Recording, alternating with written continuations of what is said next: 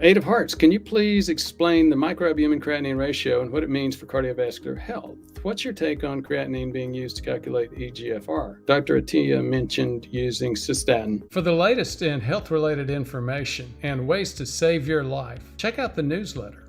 I haven't heard Peter's discussion about using cystatin. The standard is to use creatinine. We do know that there are problems with using creatinine alone. Microalbumin creatinine ratio. So I've done several videos on the inflammation testing. I haven't done any recently. So it is one of the most functional components of the cardiovascular inflammation test. What it's measuring is your loss of creatinine, a protein released by muscles through the kidneys in your urine. And your typical level that a lab will say is high is anything above 30. The lab then says anything below 30 is normal. Well, that's not the case. What we're talking about is classified as microproteinuria, microscopic amounts proteinuria in the urine. So for males, it's anything above 3 to 5, and for females, it's anything above 13 to 17. Those are gray areas. Below that is totally fine, and then above that is classified as microproteinuria. Microproteinuria has been demonstrated as a risk factor for cardiovascular disease. Here's what's going on. In the kidney, each kidney has about 1 million filters. They're called glomeruli.